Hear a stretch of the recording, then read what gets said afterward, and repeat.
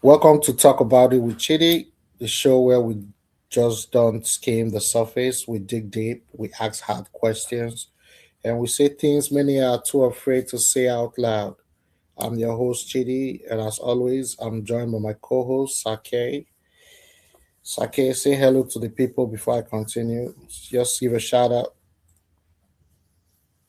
Hello to everybody listening, and I want to say thank you very much, Mr. Chidi, for having me once again on this podcast.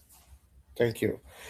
If you care about the truth, accountability, and real conversation that matter, not just sugarcoating narrative, then you're in the right place, listeners.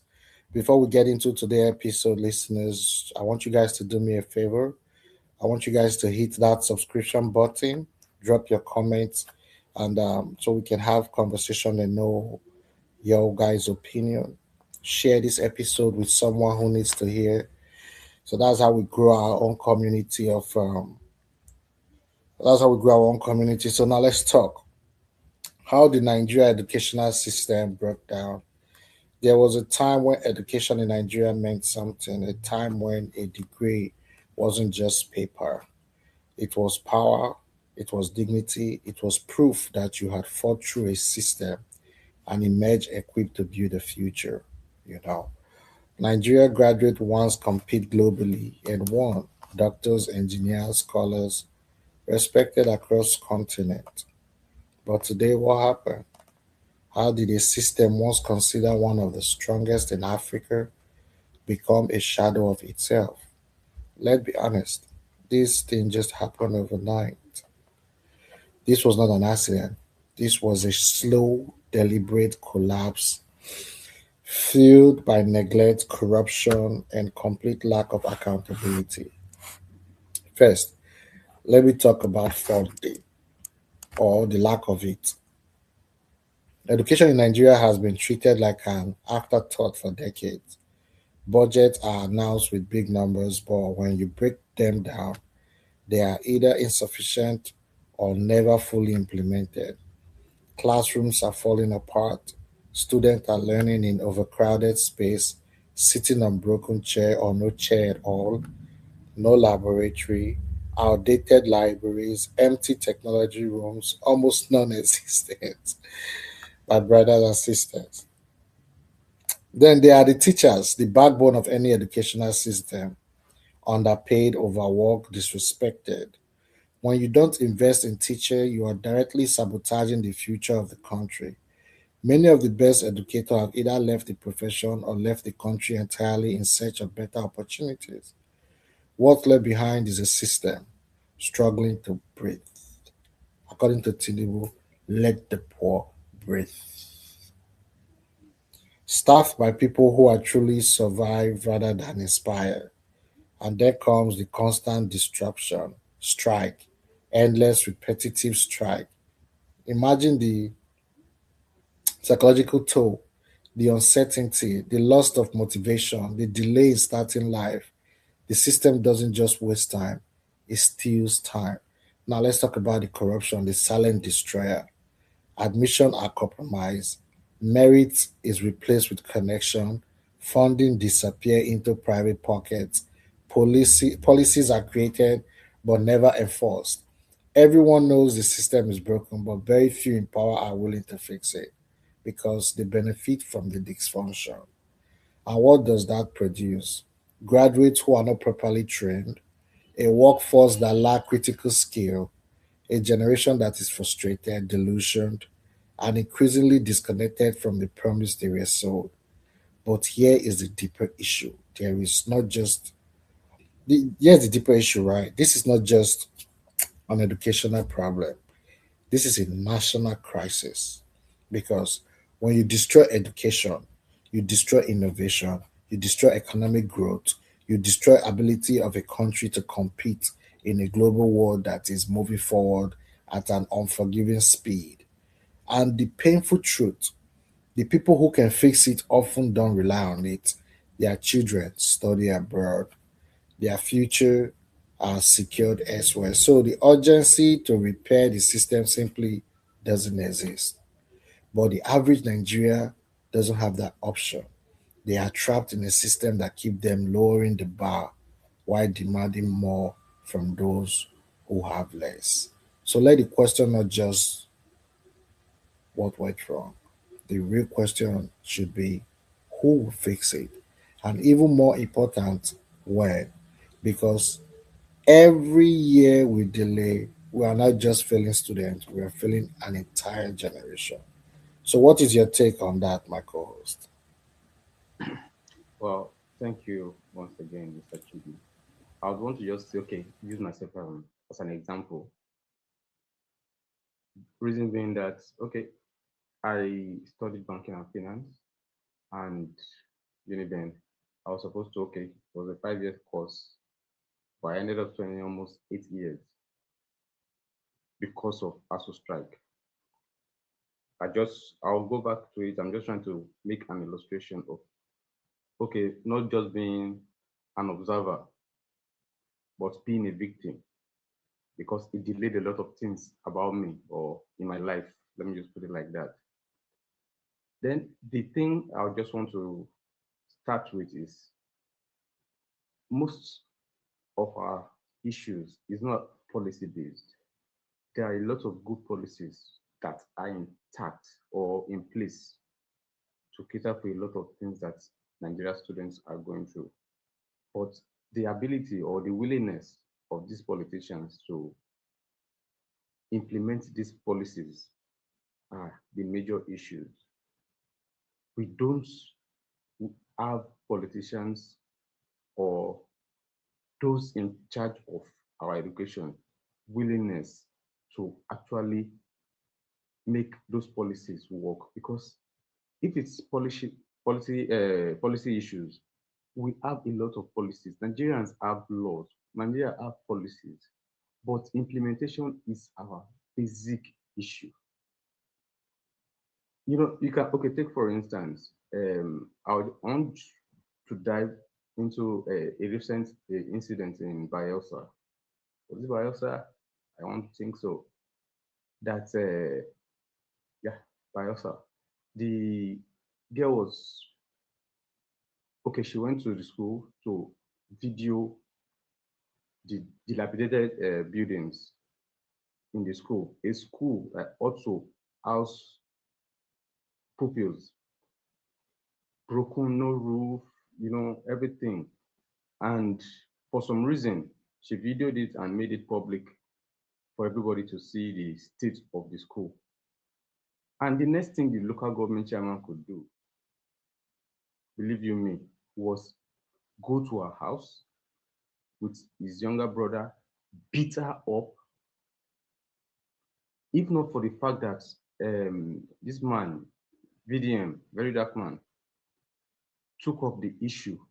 All of a sudden, the guy now started saying that's the local government chairman that he had the intention of working on the school, and the House of Rep member representing that particular community. Now all of a sudden he comes up that okay, they had intentions of working on it, but if this guy had not brought it to limelight, it would have just still remained the way it is. Now they are working on the school, and progress is being made by a private individual. Burna Boy had to come in. Burna Boy is investing in that particular school, which ought not be. It is government responsibility to provide education for the citizenry. And I think probably free education is not a big deal for the government of Nigeria. It's not a big deal. It's just the willingness is just not there. We have, you walk the streets of, say, Edo State, for instance, and during daytime, you see people, the children, hawking when they ought to be in school. Then you ask yourself, what are the government really doing? We talk about education being the bane of development, and you are not even trying to develop or make people go to school. I've seen students, you know, Chidi, you really would not understand what is going on in Nigeria, really. Because you see children going to school with tattered uniform. At some point, I was being very angry when I see them while going to work. That what are the parents doing? Then at some point, somebody educated me and told me that these guys, somebody has 4 children, for instance, going to public school.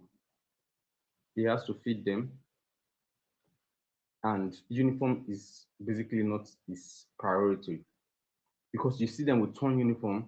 As in, when I say torn, I wish I can have a video now to show to you because I see them every day.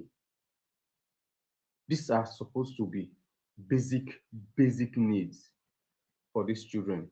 And we don't even think about the mental effect it has on them in the long run. You consider Nigerians as being hustlers, they will survive. And I think that's one of the issues that these governments have used to hold a lot of people down. And Nigerian now, they will survive. Meanwhile, their own children are studying abroad. They're basically just living their life abroad. They have the good healthcare, the good education, the good life, whatever they want to do, they do. But in Nigeria, yeah, we just don't want to treat our own like our own. So it's just, to me, I want to think it's not about policy regarding education, it's not about policy, it's about implementation because the policies are there. ASU goes on strike almost on a yearly. What do you think the average Nigerian child that's supposed to be in a university will do? Go back home and just sit down and be looking at their parents. Some want to venture into things they don't want to do or ought not to do. We're talking about fraud, crime, drugs, just to say the list, though, just to say the list. And these are the major things that bring insecurity to the country. We have the northerners. None of most of them they are. Do you know? I heard somebody say that the reason why they don't want the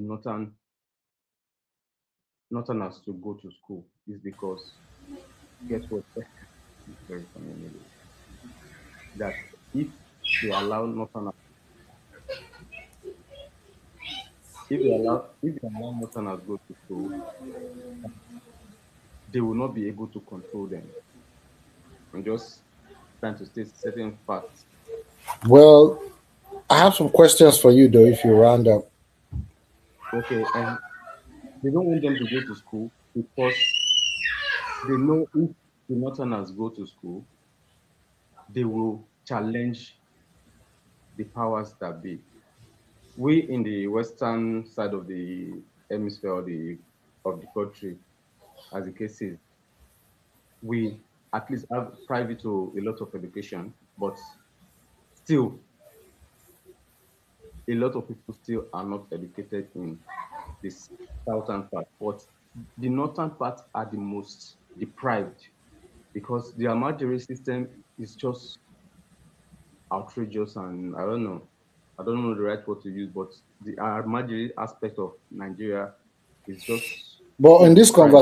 in this conversation, I don't want us to demarcate it northern or southern. I want us to leave it on Nigeria because if you Okay, want to go into northern or southern, there are contexts that will have to play in to such conversation. But I don't want okay. us to get there right now. So my first question to you is this, and it is a very, very important question. Sake, I'm I'm listening. when you look at the Nigeria educational system today, what stand out to you as the exact moment things started to go wrong? Make it short. I have a lot of questions for you.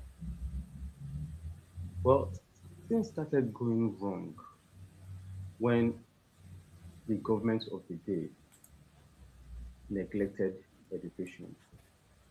You like, okay, I want to quote UNESCO.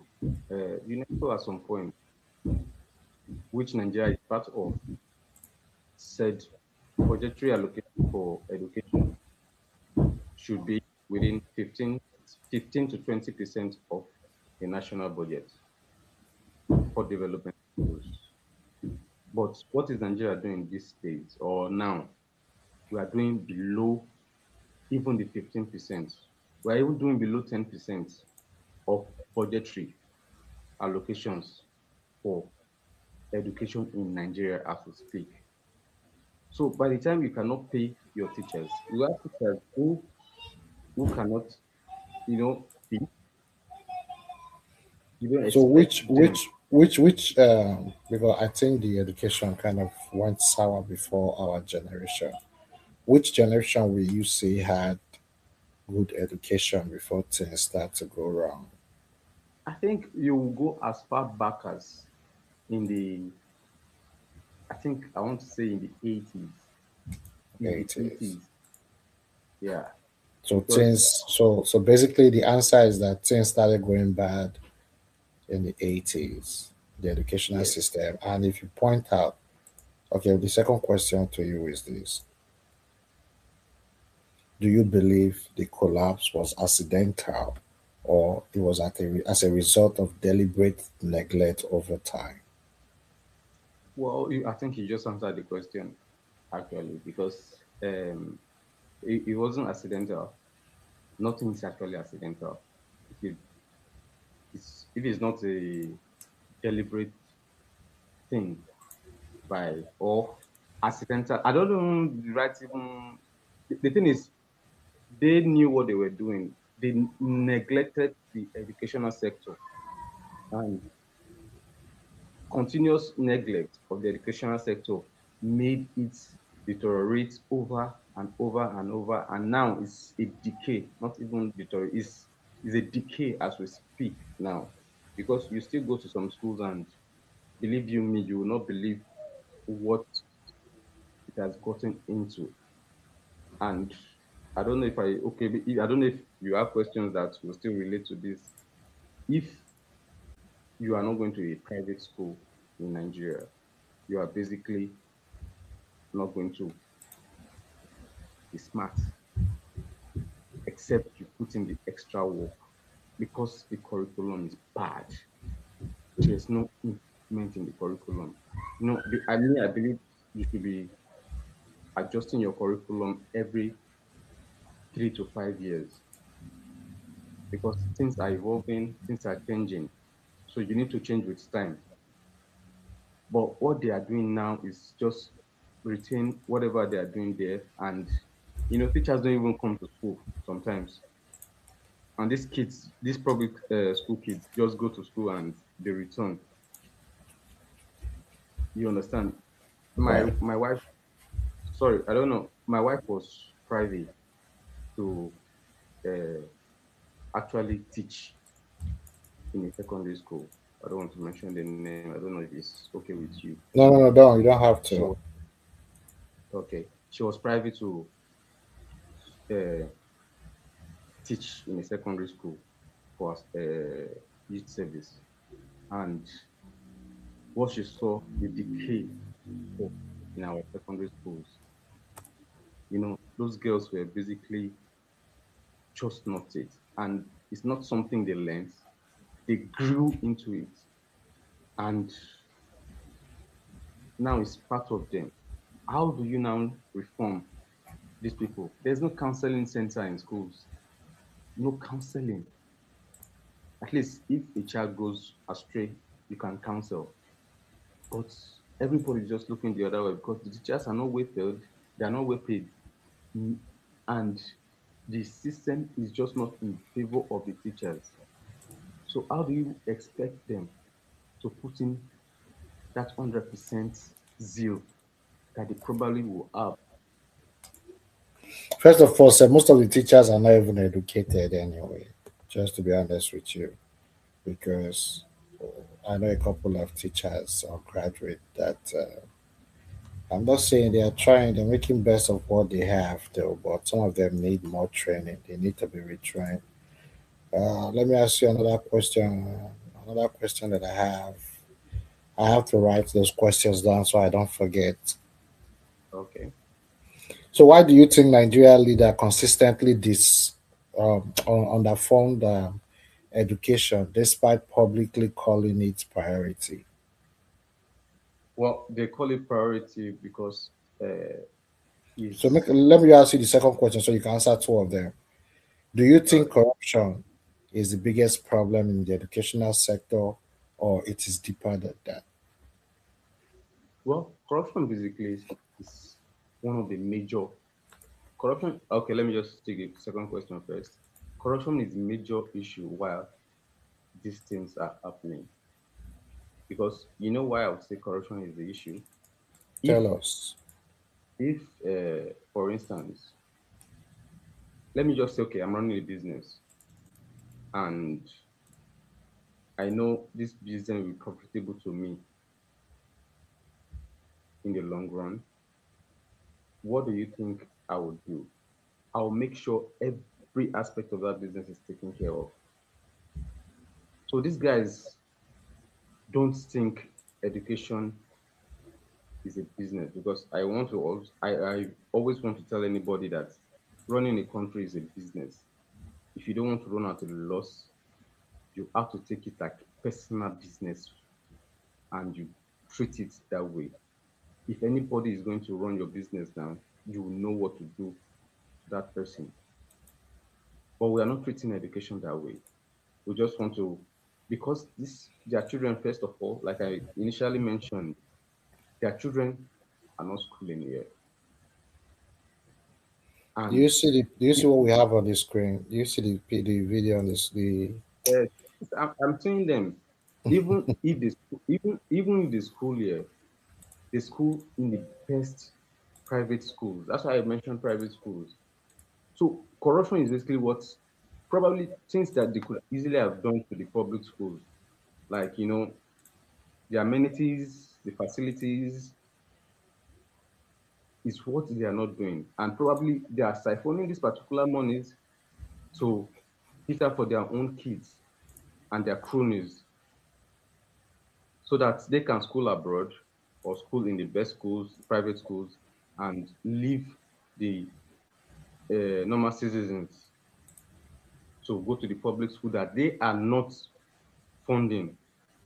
Because we hear teachers complaining about not being paid for months. How do you work for months and not being paid?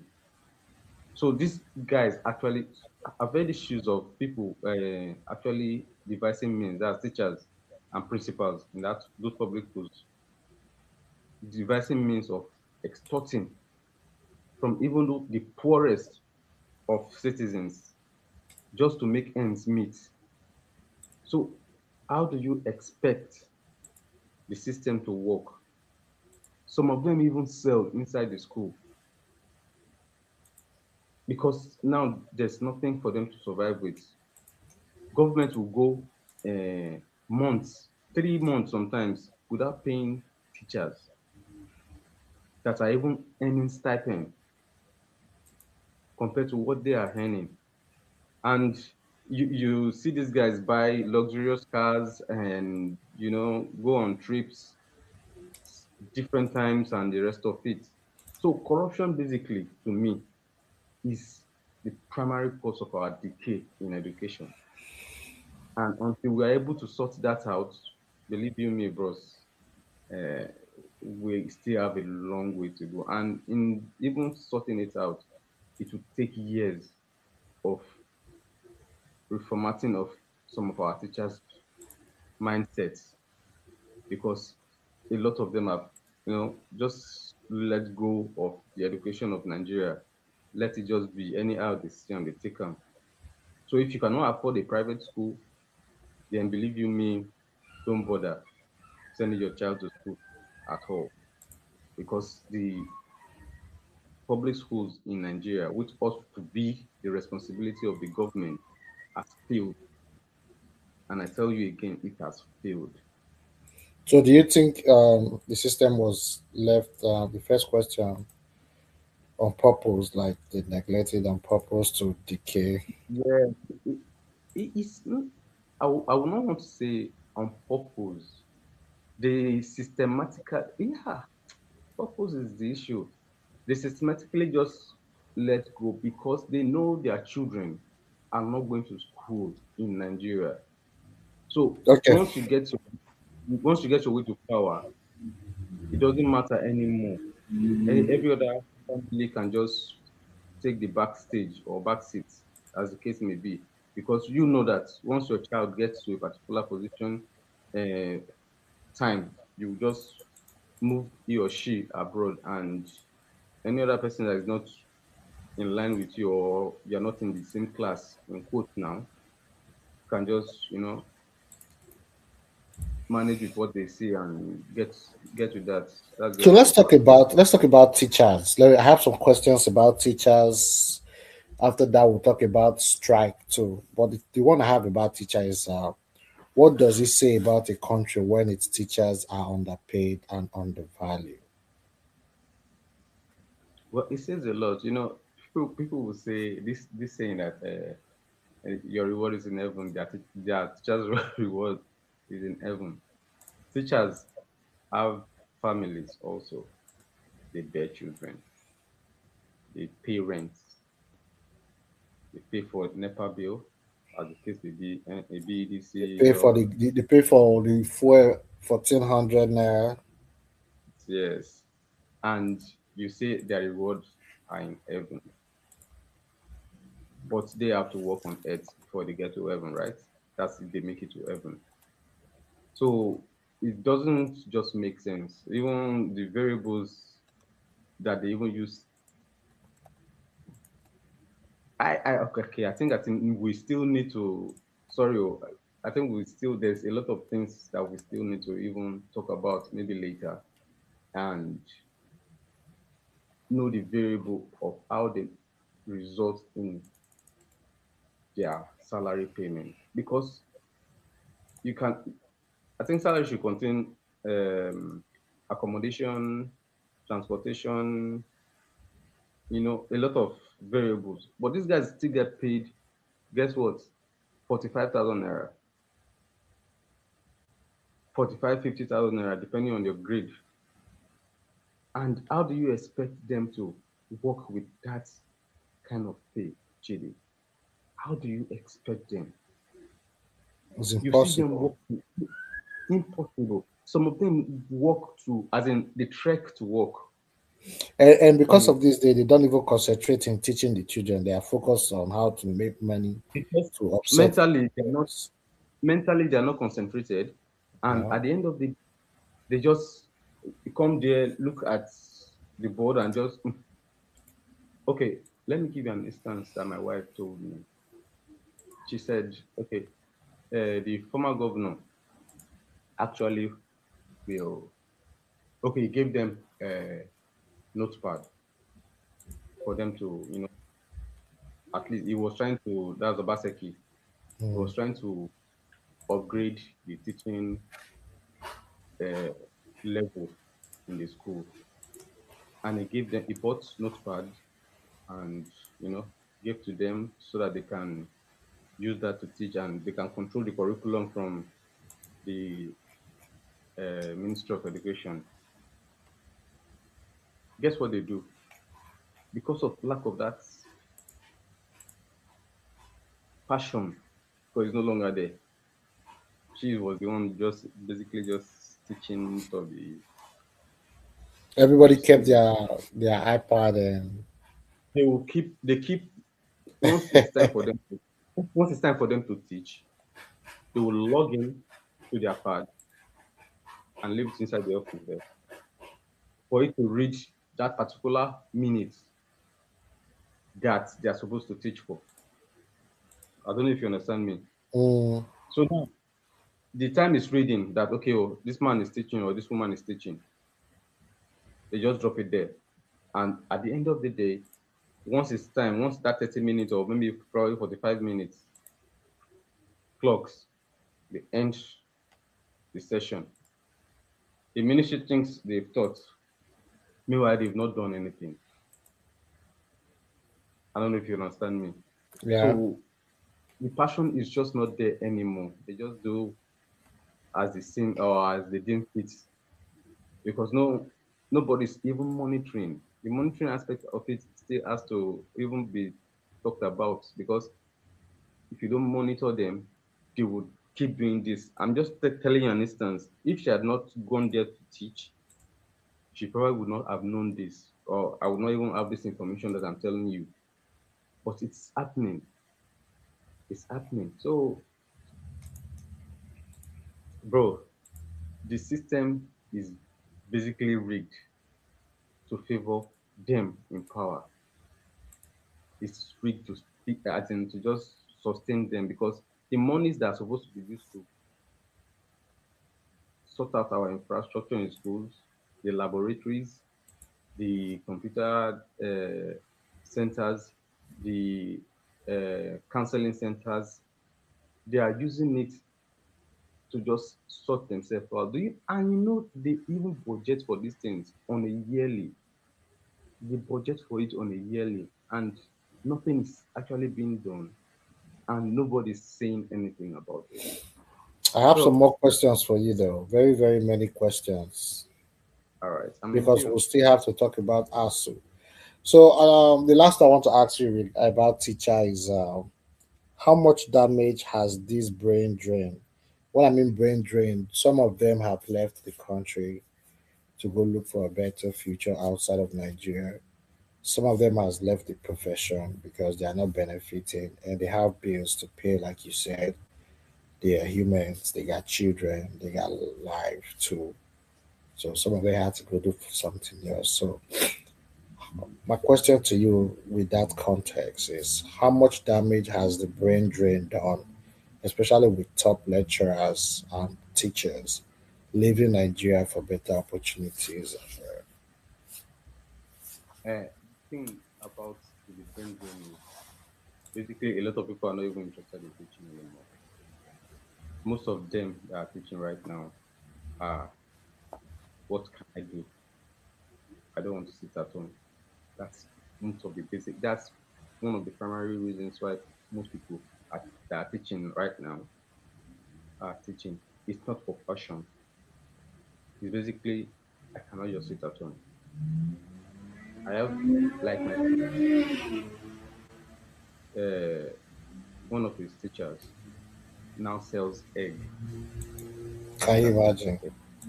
Yeah, she sells egg at Santana Market because the pay was so bad in the school that I like, okay, she's got 4 kids. But I see her, and 'cause I know her personally.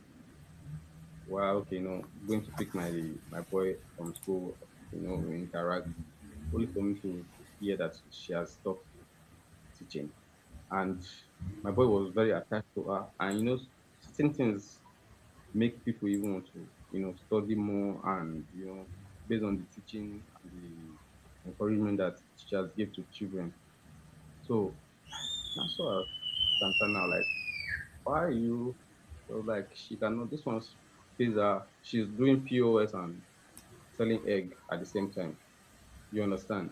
Mm. So that's it has become. It used to be our passion to teach, but right now the economic situation in the country has made her okay. I cannot cope with this. I need to support my husband and those kind of things. So she has decided to trade in, and egg and POS is what she's doing right now. So not encouraging these people with pay rise. So, can you be able to give the estimate level of damage it has done to this educational system? The fact that I'll these tell people you that that are it has passionate are done no longer there. it has done more than 70%. I'll just say that I've done more than 70% of damage to the educational sector because now it has not teaching. When it's time for you to teach, they don't go to class to teach. Some of them just walk away and just sit in the that if they have what's it called, teachers room, Some of them just they sit under the trees in some schools because their staff room not even kept. So it's just as bad as that.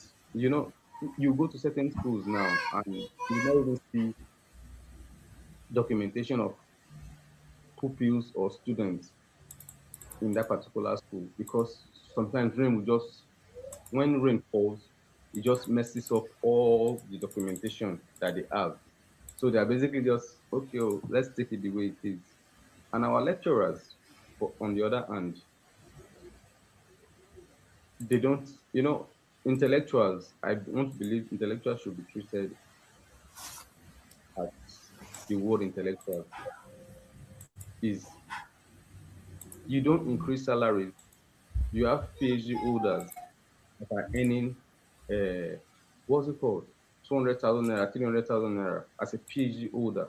If you convert 200,000 or 300,000 to the US currency, how much is that? You're talking about $300 in a month. You're not talking in a week. You're talking in a month. And these guys still have to beg for this payment sometimes. Some of them still go without that payment, and the government just took the other way. At the end of the day, they resort to the strike. Who suffers it? The students. Because Okay, so that bring me to my next question, which is what you just said: strike and student impact. I'd like us to talk a little bit about ASU strike. I'd like you to explain if ASU strike is justified or they have become part of the problem. well, I would say justified. Explain I've to actually, us I'm why a it's victim. justified. I'm, I'm a victim of that particular one. So it's no strange question to me. I was supposed to have graduated, I think, almost uh, So 15 years ago. hold on, before you continue. Is the strike that extended your stay in Yes, school? So now the question is, instead of a course of 5 years, I ended up spending 8 years. right? So the I mean, question now, is, do you think ASU is justified for going through those strike that kept you long in school? You said yes. yes, Can you I explain want how they are justified? why I say they are justified. I mentioned one thing earlier that you don't pay me. If you don't pay me, I will not work, right? It's a business. I'm supposed to feed certain people, my children, my wife, then support my family, extended ones if need be. Then I work, I come to class, I come to teach, and I end up not being paid by you. You don't expect me. If there are policy agreements, if we agree, okay, they go on, okay, normally they will say warning strike, maybe 2 weeks warning strike. Then you guys will sit and discuss. At the end of the day, the government of the day still will not honor that agreement that they've reached with these people. We've reached an agreement and you will not honor it. What do you want me to do? You are not honoring the agreement probably because you think the money required or the requirement that we laid down is not you are not comfortable with it, but you agree to it anyways, so that we will go back to the class. And at the end of the day, the time frame that you say, okay, this will be sorted out. Maybe it's 3 months or 4 months. We agree. That 4 months gets there and you do not honor it. If it's not something you honor or agree to, don't enter into that agreement. But these guys will do, and at the end of the day, they will not honor that agreement. Eventually, these guys will now go back to maybe a full blown strike. And it resulted, there was I stayed at home for almost a year, if not more. that time back then, because of ASU strike, they just went on a full year strike, and were left at home. Some people had to even travel out because they had to just okay, let go of the education matter. They just left the country. Those are people that can afford it. Some of us that could not afford it, we just have to just, stay back, and some went to work, some just, just started living wayward life, involving in certain things they ought not to. So all of these things plays a big role about what the lecturers are going through. So, like I said, the system has failed us, and the earlier we start, the earlier we start making amends, because even making amends is going to take us a lot of years. But we need to start. We need to All right, start. so let's rush up the other questions because we have less than 20 minutes left. So let's rush up the other questions. All right. What long-term effect do you think the repeated disruption has caused students mentally and professionally? Use yourself Well, as example. What did it cost you to have spent that long in the university, mentally, financially, professionally? it actually did cost me a lot. It cost me a lot because I was, while the strike was still on back then, that's the long strike because I was in between a lot of strike. But that longest one, that 1 year on, did cost me a lot, and it actually still made me a little bit strong because I had to work instead of just sitting back at home.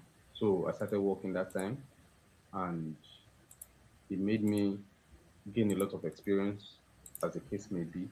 But it wasn't like that for every other person, because I still have colleagues who, or not colleagues, friends that we studied together, that are still, looking for work and the rest of it like that.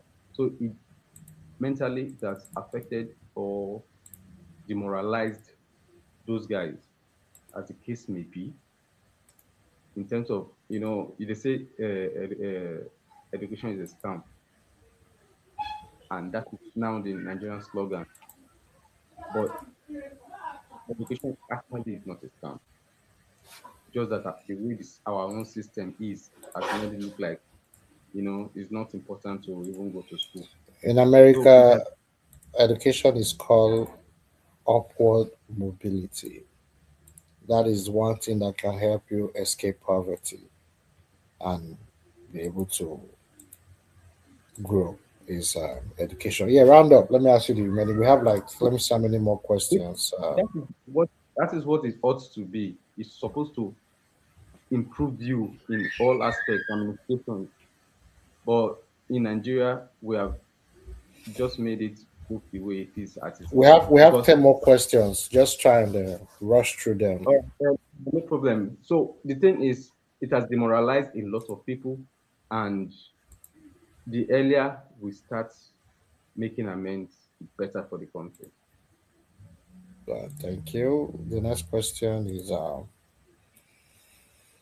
okay. So there's a growing belief. If you notice in my monologue, I actually said it, that there are some graduates that even the teachers are teaching students. Some of them are just not up to they themselves need training. So the question I say there's a growing belief that many graduates are not job ready. Do you agree with that? If yes, Yeah, do you agree with that? yeah, I do. Yes. Okay. If yes, is it the student fault, or has the system failed the students completely? Well, it's both ways. You know, why I say both ways. Definitely, Nigeria universities are theoretical. There's no practical aspect of Nigerian teaching. What they do is just teach you the book. You know, for instance, the man that taught me computer-based accounting,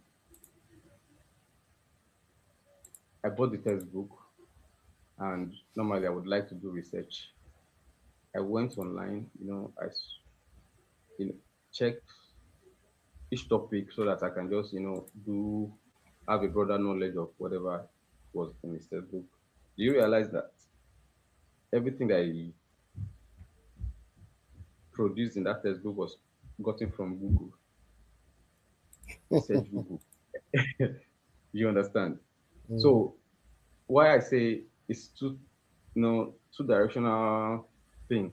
If, for instance, the school management would go through whatever books that have been sold in their school, they will discover a lot of things and corrections will be made. So it's why I say that's why I'm just talking from the school aspect of things. Then you as a student, believe you me, you need to do your own personal researches.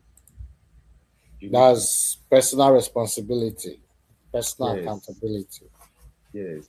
Because some people will go to school 4 years, 5 years, and you come out, you go to do your NYSC and come back home. You don't have any computer knowledge because they don't teach it in school. And every business these days, you have to be computer literate. You have to be. Yes, the school did not teach you. I understand.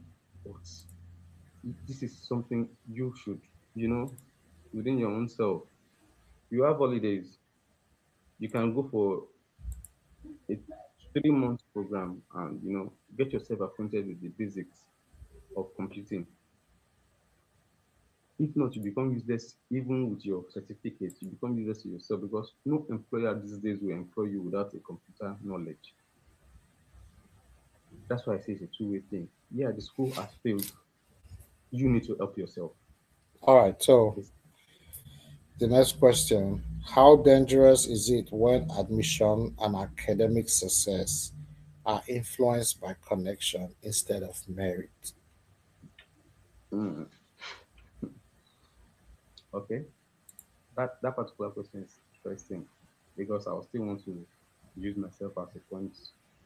I actually did study science while in secondary school, and I wanted to study medicine at the university level.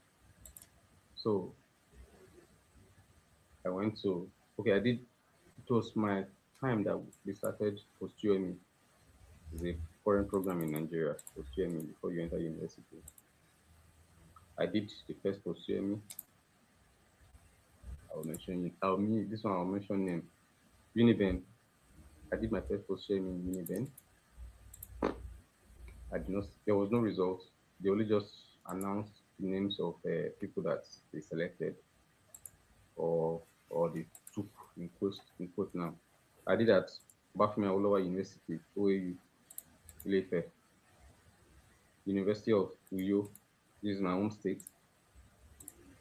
I did again at which other? University of Ibadan, UI, for the same medicine, which was the fifth one. But I did five post UMEs. Because I'm telling you, I wrote jam 5 times. You understand?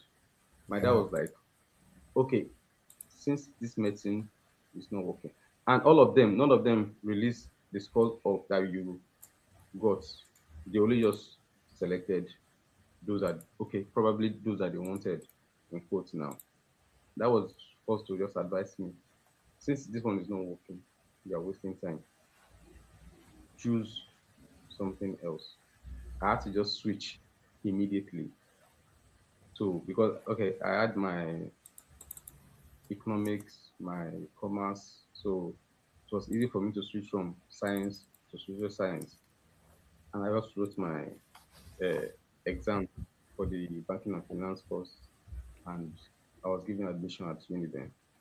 So what I'm saying is a lot of people have the private of being, as in they influence their admission into school because they have connections. Because I'll take for instance the University of Uyo own. This one was very glaring to us. We were at the center and they learned that the questions have been leaked. I think somebody, one of them that they gave question to for he or she to study, gave it to somebody else, and eventually that thing spread. They had to come and do another question that same day. The lecturers, the professors, they had to come and set another question that same day while we're already in the venue for them to print and give to us to answer. So that being said, the system is rigged already, Philip. It's as bad as you know, you So you take that thing. what are the dangers of that rigging? What danger A does such rigging pose instead of merit? It only lot. work with who you know. Why that is why you don't have employable graduates because most, especially the female. I'm sorry, I'm not being. Uh, Misogynistic. yeah, that's the right word. Because these lecturers, these randy lecturers, they will just sleep with you, give you scores that you've not merited, and you eventually get to graduate and you brandy your results and everything goes the way it is.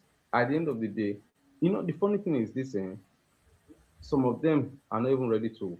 Nigerian youths are actually not ready to even work anymore.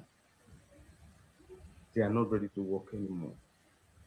Unlike us, our generation, we were willing to, learn skills and, one or two skills so that to assist us in anything that we want to do. But they are not doing it anymore, especially in Benin, as I speak to you now. Most people learning work in Benin are outside. Edo State youth are not learning work. It's either Agbero or, they're not even going to schools anymore. And this needs to be curbed. Now that it's still on the surface, they need to curb it. If not, if it digs deep into the system, the response will not be good anyways. Crime will not be curtailed. So, like I was saying, we need to just sit down, let them have educational conference, let them talk, let them know where and where they ought to sort a lot of things out. It's not within our own, we can only talk, but it's not within our means to sort it out. But I think you've answered the second question on that particular topic, which is, can a system built on compromise standard ever produce a global competitor? So my next question for you is, uh, Nigerian politicians often send their children abroad. Do you think that's part of why there is no urgency to fix the system? Can I give you uh, one word answer to that? It's a yes. Sure. Okay, let me ask you the second one. Can Nigerian leaders truly fix a system they don't personally depend on? Yes, they can.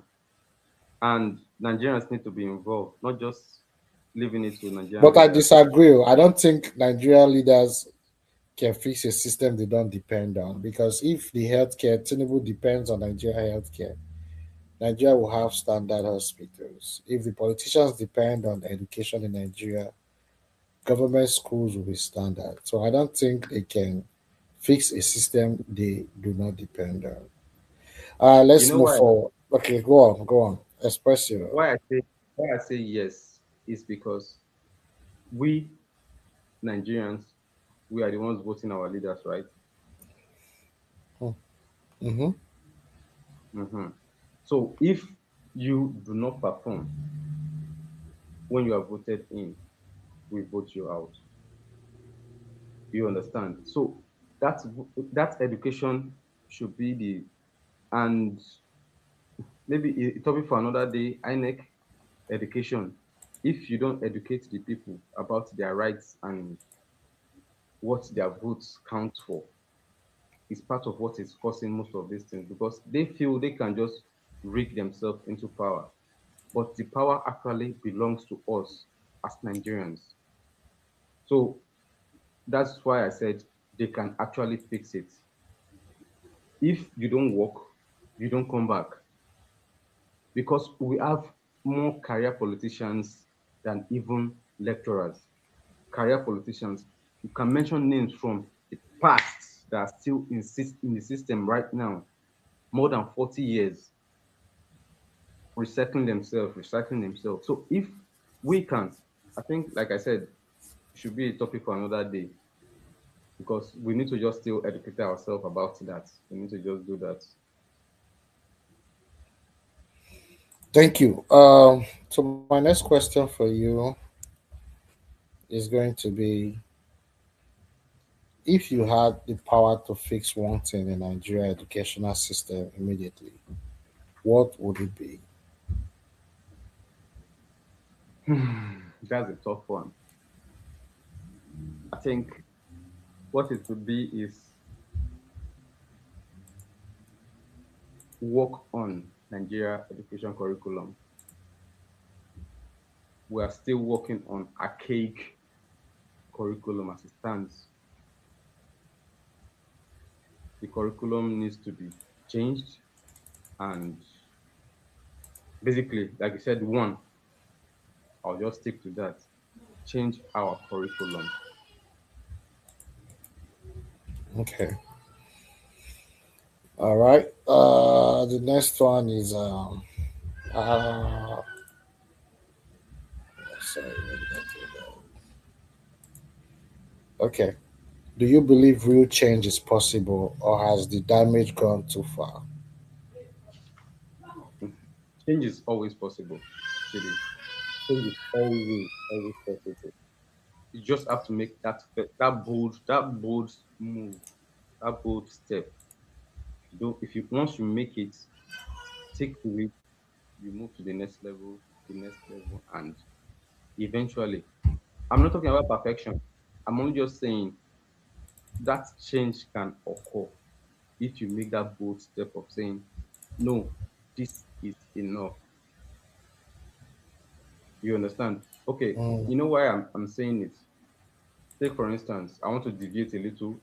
Abia State, OT, Governor OT, everybody yeah. are complaining about electricity. Even as we speak to you now, there's no electricity in my place. I'm just working with this light. OT came in less than 2 years, was able to build a power plant that is giving Abia State light. You understand? He Yeah. made that bold step. He made the bold step. Meanwhile, there have been governors that have been coming and going over the years. Nothing has happened. But he made that bold step, and now they have electricity. Now, Edo State is starting to build its own also. So, making that bold step in education sector, probably from the top, and I want to believe even from the state level, they can do it and say, okay, oh, going forward, this is our curriculum. Let's follow it to the latter, and let's grow all of these things. If you don't make that bold step, we are going to stay the way we are. So, yes, we can achieve a lot of things if we make that bold step in Nigeria. Wow. Thank you. Now let's come to the roundup question. So this is like before I give my closing remark. On a personal level, how has Nigeria education system shaped you or failed you? Well, I would say, okay, Will you say it shaped you for the better or Well, halfway yeah, or I would say, okay, yeah, I did contribute a lot in terms of my interest in wanting to learn, not because of the system, but because of my own personal growth. So I would not say actually that it actually shaped me for anything. I wanted to grow, and it even limited me in the sense that, you know, I would have maybe probably gone for my masters and done a lot, but the system is not economically, it's restrained me, being that okay, the finance to even pursue an extra, uh, go for the master's degree is not available. So I had to just, just sit back and just say, okay, let's just live the life the way it is.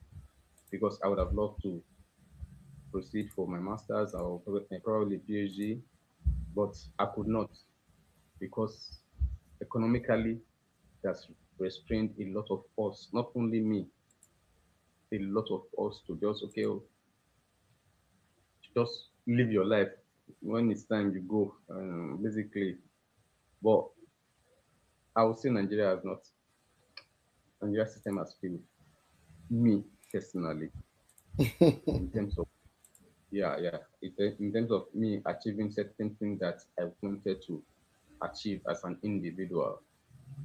But with life, a lot of things can still be achieved. But for the now, the Nigeria system has failed me personally, and I just hope it gets better. I just hope it gets better. so now my final question to you before I round up with my own closing remark is what message would you give to the young Nigerians currently going through this system? Well, I'll just basically just say, first of all, school is not a scam. School is not a scam. You need education. And the other thing is, while schooling, try to get a vocation, learn a skill. Learning a skill in Nigeria is very, very vital. Some of us failed in that aspect. That's why complaints are almost everywhere. So if you have a vocation, you have a handwork that you can fall back to when you're done with school, you live a better life. So those are the basic things. School is not a scam. Go to school, study, then get a vocation. Basic. Don't rely on the government. Just do your own bit by going to school. Also do your own bit by learning a vocation. That's basic advice I'll have for anybody. Thank you. Well, for my own take regarding everything we've talked about and all is that I think the Nigerian system started falling off around the same time you agree, which is in the 80s. And we are the 90s children. We started education in the 90s, so we are 90s children. By the time we got there, everything has gone to shit. Even as of present 2026, there are still classrooms where pupils sit on the floor. It's just I don't have those videos. I would have played those videos. I was unable to get them before the show. But when I'm editing it, I'll put some of those videos on. I agree with you. Education is not a scam. Education is the only means of upward mobility. It can help you go out of poverty. It helps give you self confidence. It helps teach you how to accomplish things. It helps build morals. It helps build intellect, and it helps build leadership as well. Politicians have systematically destroyed the educational system because that is the only way they can retain power. An informed society will not tolerate the level of madness that the politicians in Nigeria portray. So that is why the first thing they did was to first of all attack the educational system to dumb the society down in order to manipulate them. So they did it deliberately. And secondly, I don't think if Wike's son was in University of River State or Port Harcourt, the environment or the place will look the way it does. When it comes to our teachers in Nigeria, I always tell people that there are some professions that are next to God. Doctor is one of them, nurses, then teachers, then before you bring in engineers. And why I put doctor before teacher because normally teacher was supposed to be before everyone, but just for the fact that not all teachers teaches how to save life, I cannot just put all teachers, but doctors, all doctors knows how to save life. You know what I mean? So that's why I put doctor first. But they were So taught by teachers, right? I agree, but not all teachers can teach everybody.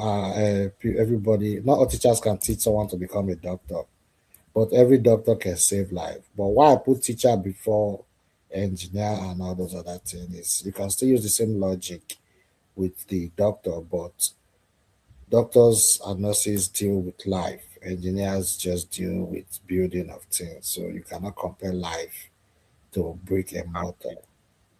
You understand? So that's why teacher came before engineer. Is there a solution to the system? What will I do on day one if I had the opportunity to change something in Nigeria? First of all, I will attack the corruption in the system, which is what are those corruption?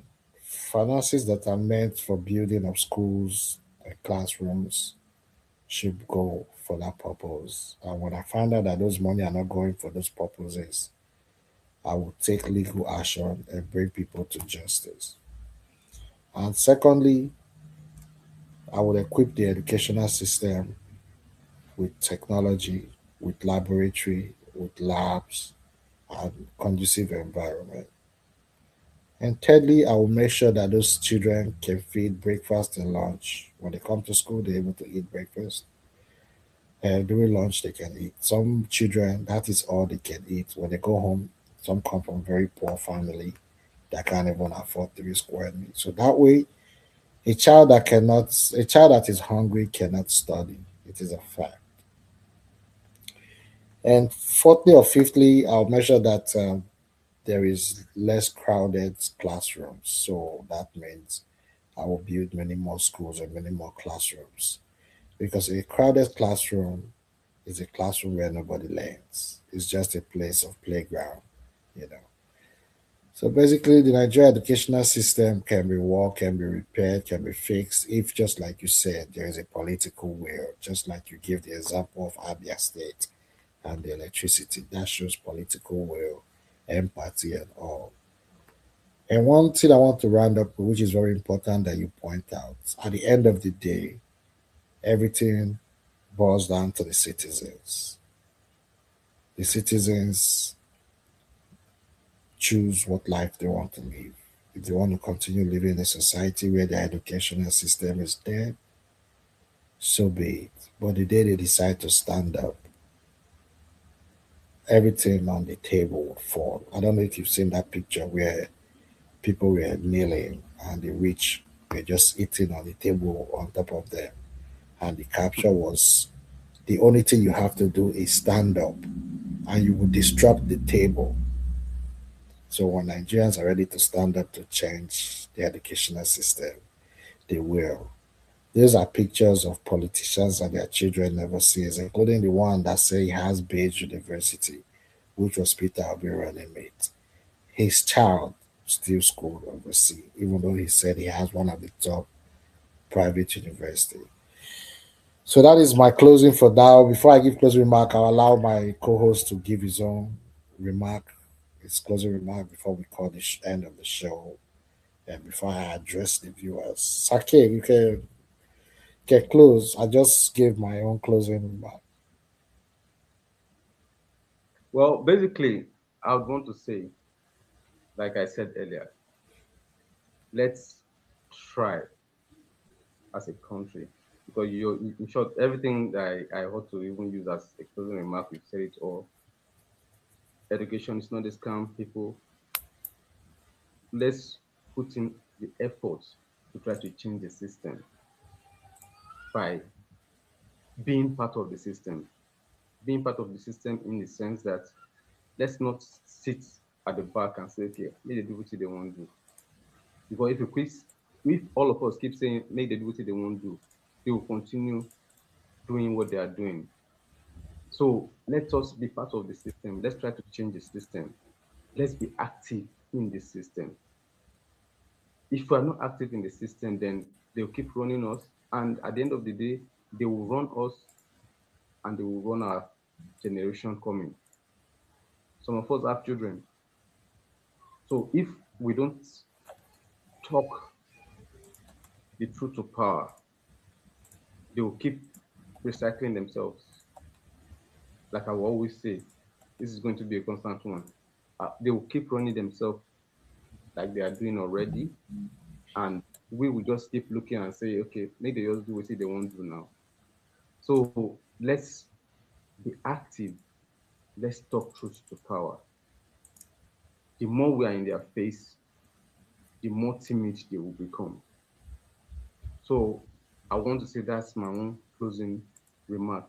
Education is key. Let's stay educated. Thank you very much.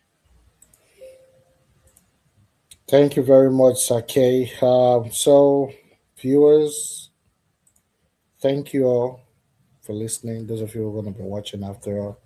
If this conversation resonates with you, don't keep it to yourself. Share this episode. Start a conversation. Drop your thoughts in the comments. We want to hear from you, your experience with Nigeria educational system. And if you haven't already, make sure you subscribe so you don't never miss an episode of Talk About It with Chidi, where we keep it real, raw, unapologetically honest. Until next time, keep questioning, keep thinking, and stay silent when the and never stay silent when the truth needs to be told. Thank you, Sake, and have a good evening. All right. You too.